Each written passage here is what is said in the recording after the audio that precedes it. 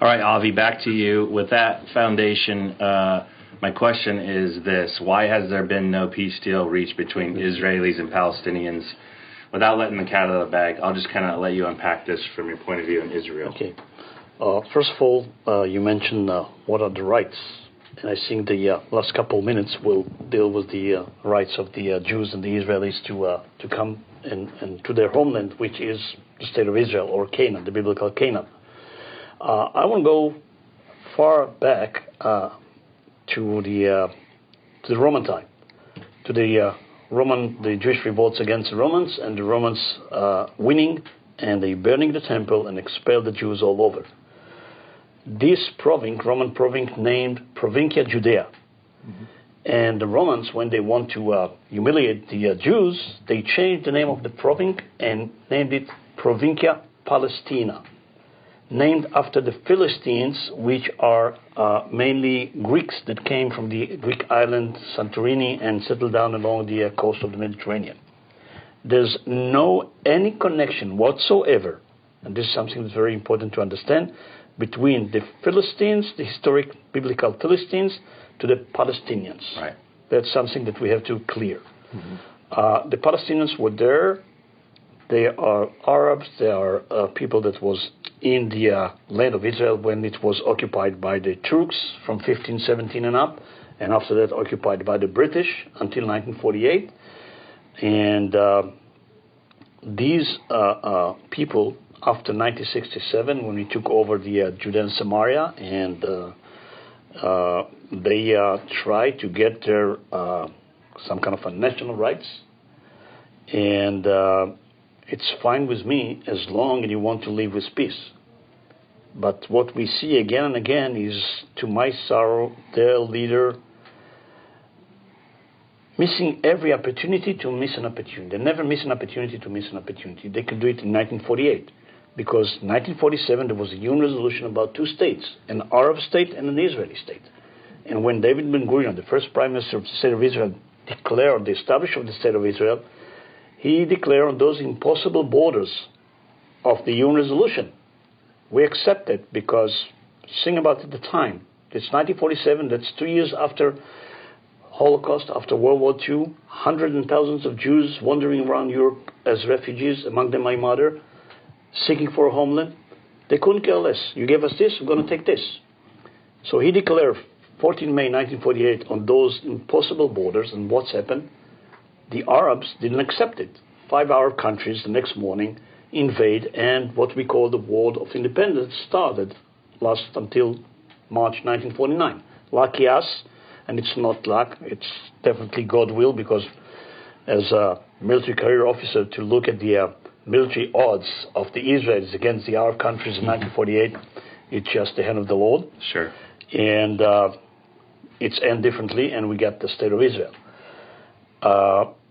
At the end of the day, I believe that Palestinians need to have their own state without harming the security needs of Israel. And I think it's some kind of Israeli interest to have a Palestinian state, because I don't want to rule 3 million Palestinians, because then it's take out all the idea of the Jewish state. But it can be done by negotiate. It was started in Camp David with the Egyptians. It's continued with the Egypt state and the Jordan state, the Hashemite kingdom. And then there was the first attempt in 1995 between Yasser Arafat and late Yitzhak Rabin. And from that time and on, things never fulfilled to become some kind of a peace process and a peace treaty. And the way to turn to violence, like the first Intifada and the second Intifada, didn't brought the Palestinians anywhere. And I believe that you need, at the end of the day, two brave leaders to make an agreement. And I'll add one more statement that a very clever, wise lady by the name of Golda Meir, which was the Prime Minister of Israel, said when someone asked her, when there will be peace among Israel and the Palestinians. You know what she said? She said there will be peace between the Israelis and the Palestinians when the Palestinian mother love her child more than she hates us. And this is the situation at the moment, and we hope that at the end of the day it will reach to an agreement, because this region can be heaven. And the importance of the Abraham agreement is not only the agreement between Israel and the Emirates. It's some kind of a signal of the Arab world to the Palestinians, because they don't continue to go forward in any process. And those Arab countries for years declared that there won't be any peace agreement with Israel unless the Palestinian problem will solve. And now look what's happened. They decided that this is their interest to have a relation with Israel, and they put aside the Palestinian issue. And that's give you a clue about what they think about it. Yep. So that's going to be a good thing. Yeah. So if I followed you correctly, the first part of your statement was the term difference between a Palestinian and an actual Arab? The Philistines and the Palestinians. Right. Yep. And because that goes into the direction politic-wise on the whole Palestinian... Try to rewrite debate. history. Right. And so what happened was Arafat that came up with that, right? Yeah. Yeah. So Arafat specifically came up with the term Palestinian in the 60s. Before that point, they never called themselves that. Yeah, they were Jordanian citizens, yeah. Judea and Samaria. Yeah, Jordanian citizens. Many of these people came from all over the Middle East and came into Israel after Zionism actually started. Many of them came after Zionism started, and they were coming for jobs because the Israelis came in and the land started getting fruitful, and so that's where the work was. And you're talking about the fact that you don't have the borders that we had after World War II, and so there many of these are it's migrant populations that are coming from different places in the Middle East and coming to Israel, and so you're not talking about a group of there were Arabs in that area. And so you had about 500,000 of them. Yeah, about the same amount of Jews around the 30s and 40s of the 20th century. Yeah, right. Yeah, and even Arafat was Egyptian. And so when you're looking at this stuff, it's like Avi was saying, it's politics, and it's trying to rewrite history. And I want to touch another point, which is some kind of elephant in the room, and this is the Palestinian, the Arab refugees from 1948. 1948 create refugees, large numbers, around 600,000 Arab refugees. That large number of them became refugees just because their leader called them, leave everything because we're going to come back in a week or two and you get all the property and real estates and fields and women of the Jews.